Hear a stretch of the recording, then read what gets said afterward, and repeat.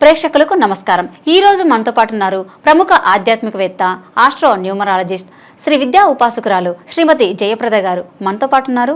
Madam గారితో మాట్లాడి మన సందేహాలని తెలుసుకుందాం. నమస్తే అమ్మ. నమస్తే అమ్మ. శ్రీమాత్రే నమః. అమ్మ, మనం లాస్ట్ ఎపిసోడ్లో కన్యా రాశి వారు ఏ రాశి వారిని పెళ్లి చేసుకుంటే బాగుంటుంది, అలాగే ఏ రాశి వారిని చేసుకోకూడదని చెప్పారు. ఇప్పుడు తులారాశి వారు ఏ రాశి వారిని పెళ్లి చేసుకుంటే బాగుంటుంది, అలాగే ఏ రాశి వాళ్ళను చేసుకోకూడదు అనేవి మాకు ఒకసారి చెప్తారా అమ్మగారు? ఇప్పుడు రాశి లక్షణాలు అనేది తెలుసుకొని వివాహం చేసుకోవడం అనేది పూర్వం ఏంటంటే జాతకాలు చూసుకొని పేపర్లో ఏవైతే కరెక్ట్గా పాయింట్స్ వచ్చాయో 30 పాయింట్లు రావాలి ఒక జాతకం కలవాలంటే. మ్యాక్సిమం 30 రావాలి. సో మినిమం దాంట్లో 15 వచ్చినా, 16 వచ్చినా, 18 వచ్చినా, 13 వచ్చినా కానీ కొన్ని జాతకాలు పెళ్లి చేసేవాళ్ళు ఉన్నారు. ఎందుకు అంటే వివాహాల్లో ఇప్పుడు ఏం జరుగుతుంది ఏంటంటే అమ్మాయిలు తక్కువగా ఉన్నారని, లేదా అనుకూలమైన సంబంధం కాదని, అనుకూల సంబంధాలు రావట్లేదని, వచ్చిన సంబంధాల్లో ఈ జాతకాలు వంక పెట్టుకొని మానేస్తే ఎలా అది కూడా పోతుందని ఇబ్బందితో ఈ జాతకాలని మనం చూసుకొని జ్యోతిష్ని అడిగి ఏదైనా హోమం చేయొచ్చా, ఏమైనా జపం చేసుకోవచ్చా, ఏదైనా దానం ఇచ్చేయవచ్చా అని అడిగి, సో అంటే అక్కడ అవ్వదు అని చెప్పిన కాకుండా అవుతుంది అని వాళ్ళ నోటితో చెప్పించడానికి ఇన్ని ఆప్షన్స్ ఇచ్చేవాళ్ళు, ఇచ్చి వివాహం చేసేసేవాళ్ళు. సో వివాహం జరిగిపోయి కష్టమో నష్టమో కలిసి ఉండేవాళ్ళు పూర్వం. అది పెద్ద ప్రాబ్లం ఉండేది కాదు. ఇప్పుడు కాలంలో ఎందుకు ఈ రాశి లక్షణాలు ఎందుకు చెప్పాల్సి వస్తుందంటే, మనము చాలామంది పిల్లలకి అవగాహన లేదు పెళ్లి మీద. సో పెద్దవాళ్ళు చెప్పారు, అబ్బాయి నచ్చారు, అమ్మాయి నచ్చిందని చెప్పి వివాహం చేసుకుంటున్నారు. తర్వాత ఇద్దరికి అండర్స్టాండింగ్ కుదరలేదని విడిపోతున్నారు. సో ఎందుకు అండర్స్టాండింగ్ కుదరట్లేదు, ఎందుకు కుదుర్చుకోవడానికి ప్రయత్నం చేయట్లేదు అనేది అసలు ఎవరు అడగట్లేదు. ఎందుకంటే ఆర్థికంగా ఇద్దరు బలంగా ఉన్నారు. ఇప్పుడు ఈ అబ్బాయి లేకపోతే నా జీవితం ఏంటని ఆ అమ్మాయి అనుకోవట్లేదు, ఈ అమ్మాయి లేకపోతే నా జీవితం ఏమైపోతుందని ఆ అబ్బాయి అనుకోవట్లేదు. సో ఈ ఆర్థికంగా ఎప్పుడైతే బలంగా వీళ్ళు తయారయ్యారో అప్పటి నుంచి ఈ వివాహాలు అనేది ఒక ఈవెంట్ అయిపోయింది తప్ప అది ఒక సంబంధ బాంధవ్యాలు, ఒక బంధం ఒకసారి ముడిపడితే అది మన జన్మలో రాసి పెట్టింది, కష్టమో నష్టమో మన తలరాత బట్టి వచ్చింది ఇది అని అనుకోవడం వల్ల ఎవ్వరూ లేరు. అవును. సో అందుకని చాలామంది డివోర్స్ తీసుకుని పట్టించుకోవట్లేదు. సో తల్లిదండ్రులకి బాధ, విడిపోయిన వీళ్ళకి బాధే. రాశి లక్షణాలు చెప్తున్నాం ఎందుకంటే మినిమం మనం మ్యాక్సిమం ఏంటంటే ఎవరికైనా అండర్స్టాండింగ్ కుదరడానికి కొన్ని రాశి లక్షణాలు కలుస్తాయి. కష్టం నష్టం కలిసి ఉంటారు. కొన్ని రాశులు అసలు కలిసి ఉండరు. వాళ్ళు చాలా ఇబ్బంది పడతారు, చాలా గొడవలు పడతారు, విడిపోతుంటారు. సో మనం జరగడమే వివాహం చాలా ఆలస్యం జరిగినప్పుడు, సో ఏ రాశి చేసుకోవాలో కరెక్ట్గా చూస్ చేసుకునేటప్పుడు జరిగింది ఆ వివాహం 40 ఏళ్ళకి అయిన వెంటనే అమ్మాయికి అబ్బాయికి అండర్స్టాండింగ్ కుదరలేక డివోర్స్ తీసుకున్నారు. మళ్ళీ ఇంకో వివాహం చేసుకుంటే ఇంకెన్నేళ్ళు పడుతుంది? చాలా ఏళ్ళు పడుతుంది కదా.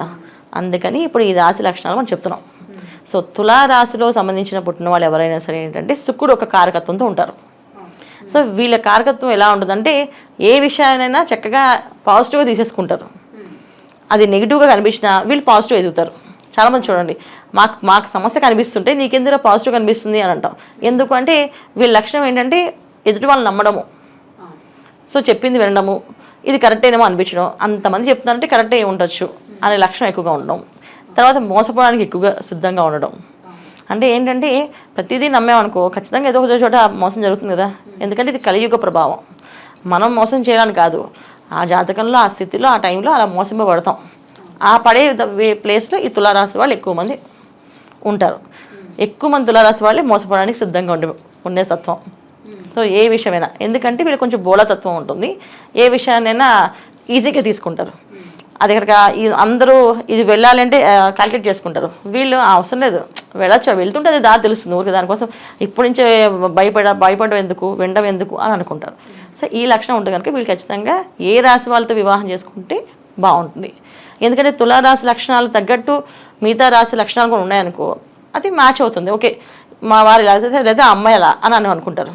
లేదా ఆపోజిట్ పర్సన్ వచ్చారు అనుకో, చాలా స్ట్రిక్ట్గా ఉండేవాళ్ళు వచ్చారు అనుకో, ఏం లెక్కలు లేకుండా అన్నిటి పాజిటివ్ తీసుకునే వాళ్ళు వీళ్ళన్నిటికీ నెగిటివ్ తీసుకుంటారు. కొన్ని రాశుల వాళ్ళు మంచి జరిగితే సరే అది నెగిటివ్గా ఆలోచిస్తారు, వాళ్ళు పాజిటివ్ ఆలోచించారు. సో ఇలాంటి వాళ్ళకి తులారాశి వాళ్ళకి పెళ్లి చేస్తాం అనుకో, అప్పుడు ఏమవుతుంది, వీళ్ళు ఫుల్ పాజిటివ్, వీళ్ళు ఫుల్ నెగిటివ్. కలుస్తాయా? కలవు. అలాగా కొన్ని రాశులు ఖచ్చితంగా కలవు, కొన్ని రాశులు కలుస్తాయి, కొన్ని రాశులు బాగా కలుస్తాయి. సో మధ్యస్థంగా ఉంటాయి, పూర్తి పరిపూర్ణంగా ఉంటాయి, కొన్ని అస్సలు అసంతృప్తి అన్నమాట. మొత్తం ఇంకా వివాహం అనేది వాళ్ళకి ఇంకా కర్మ కొద్ది జరిగిందని అనుకోవచ్చు, అలా జరుగుతుంది అన్నమాట. సో ఇలాంటి జరిగే విషయాల్లో తులారాశి వాళ్ళకి ఏ రాశి వాళ్ళని వివాహం చేసుకోవాలి, సో ఏ రాశి వాళ్ళు వీళ్ళు మ్యాచ్ అవుతారు. తులారాశి వాళ్ళు ఎవరైతే అంటే ఎలా అంటే తులా లగ్నం అంటే జాతకంలో టైమ్ ఆఫ్ బర్త్ తెలిసిన వాళ్ళు ఉంటే తులా లగ్నం వాళ్ళు, తులా రాశి వాళ్ళు. సో టైమ్ ఆఫ్ బర్త్ లేని వాళ్ళు నామరాశి అంటారు, దాన్ని తులారాశి కింద తీసుకుంటారు. సో తులారాశి వచ్చింది అనుకో వాళ్ళకి, తులారాశి వాళ్ళు తీసుకోవాల్సిన జాగ్రత్తలు ఇవి. తులా లగ్నమైనా తులారాశి అయినా తీసుకోవాల్సిన జాగ్రత్తలు ఏంటంటే వీళ్ళు ఎట్టి పరిస్థితుల్లో కన్యా రాశి వాళ్ళని, కన్యా లగ్నం వాళ్ళని వివాహం చేసుకోకూడదు. వృశ్చిక రాశి వాళ్ళని, వృశ్చిక లగ్నం వాళ్ళని చేసుకోకూడదు. ఓకే. ఎందుకు చేసుకోకూడదు? కన్యా రాశి కన్యా లగ్నం వాళ్ళతో వచ్చిన ప్రాబ్లం ఏంటంటే వీళ్ళు ఫుల్ పాజిటివ్, వాళ్ళు మూడు బట్టి పాజిటివ్. ఓకే, టోటల్గా నెగిటివ్ ఉంటారు. ఒకసారి నచ్చితే ఫుల్గా నమ్మేసి మనుషులు నెత్తిమీద పెట్టుకుంటారు, నచ్చకపోతే తీసి కింద పడేసి పాతాలను పడేస్తారు. ఓకే.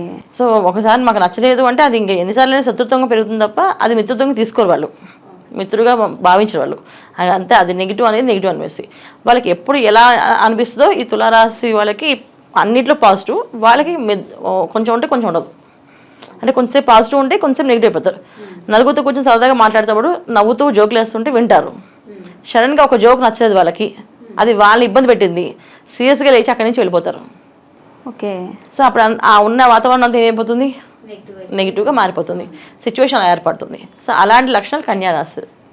సో అలాంటి వాళ్ళు తులారాశి వాళ్ళకి వివాహం ఇస్తే కష్టం అవుతుంది. సో తులారాశి వాళ్ళు అంటే 24 hours జోయిల్గా నవ్వుకుంటూ ఉంటారు. వీళ్ళకి ఒకవేళ బాధ అనిపించినా బయటపడరు. ఆ జోకుల్లో వీళ్ళకి బాధ అనిపించింది కానీ వీళ్ళు లేచి వెళ్ళిపోవడం కానీ అక్కడి నుంచి ఆ అట్మాస్ఫియర్ పాడు చేయడం కానీ వాళ్ళకి ఇష్టం ఉండదు. మనసులో అనుకుంటుంటారు అదే నన్ను ఇలా అనేసరి ఏంటి వీళ్ళు అని చెప్పేసి. కానీ కన్యారాశి వాళ్ళు లేచి వెంటనే వెళ్ళిపోతారు. ఓకే.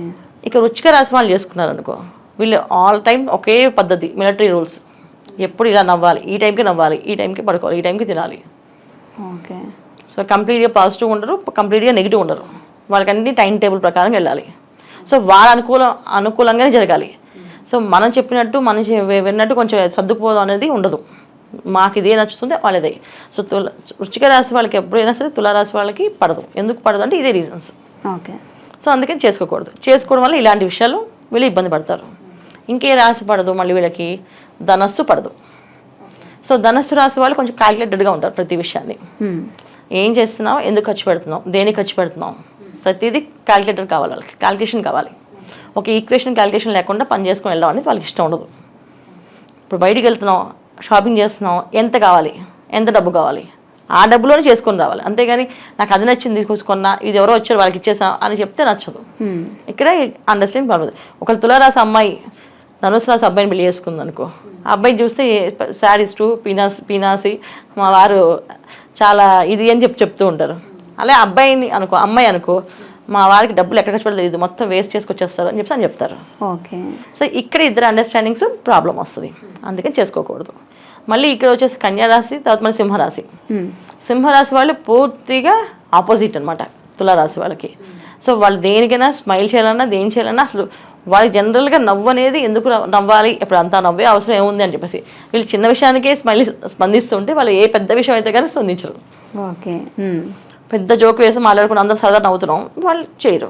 సో మనకి వివాహానికి కావాల్సిన విషయం మెయిన్ ఏంటి, ఆర్థిక మాన్యం కంటే కొన్నా ఇద్దరు మనసులు కలవాలి. ఎప్పుడు సరదాగా నవ్వుకుంటూ, సరదాగా మాట్లాడుకుంటూ, సరదాగా చేసుకుంటూ వెళ్ళాలి. లేదా సీరియస్గా ఇద్దరు ఒకటే ఆలోచనతో ముందుకెళ్ళచ్చు.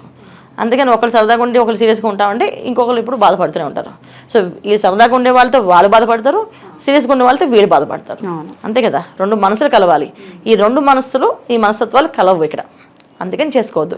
మిగతా ఆర్థిక విషయాల గురించి కానీ, వాళ్ళ పర్సనల్ విషయాలు కానీ, వాళ్ళ ఉద్యోగాల విషయాల గురించి కాదు ఇక్కడ కావాల్సింది. ఇక్కడ భార్యాభర్తలుగా కాపురం చేయాలంటే కావాల్సింది రెండు మనసులు, ఆ రెండు కలవాలి. అవి రెండు కలిస్తేనే వాళ్ళు కాపురం చేస్తారు. దానికోసం మనం ఈ క్యాలిక్యులేషన్స్ చెప్తున్నాం. ఓకే. ఇప్పుడు ఈ రాశుల వారు పడను అని చెప్పేసి అంటున్నారు. మరి ఏ రాశుల వారు ఈ తులారాశికి పడతారు? అంటే ఆ రెండు మనసులు కలిసే రాశులు ఏంటి అసలు? తప్పకుండా. సో ఇప్పుడు మనకి ఈ 4 రాశుల వాళ్ళు పడరు తులారాశికి. సో నెక్స్ట్ పడే తులారాశికి ఎవరెవరు పడతారు అంటే మకర రాశి. మకర రాశి. ఓకే. సో వాళ్ళు జనరల్గా నవ్వరు, వాళ్ళు కొంచెం సీరియస్గానే ఉంటారు. కాకపోతే ఏంటంటే ఒకళ్ళు నవ్వుతూ వాళ్ళు ఎంజాయ్, సరదా నవ్వుతుంటే వాళ్ళు ఎంజాయ్ చేస్తుంటారు చూస్తూ. ఓకే పని మేము చేయలేము కనీసం వీళ్ళేం చేస్తున్నారు, మాకు రావట్లేదు మీకు వస్తుంది బాగా, మీ ధైర్యం ఎక్కువేనండి అని అబ్బాయి అయితే మా ఆవిడకి చాలా ధైర్యం, వాళ్ళకే మాట్లాడుతుంది, ఆ ఉండాల్సి పక్కనే బాగా ఉతికి ఆరేసి వెళ్ళి ఇలా మాట్లాడినందుకు అని చెప్పి అంటారు. ఇది మనం వింటూ ఉంటాం. అవును. సరే, తర్వాత మీనరాశి వాళ్ళు.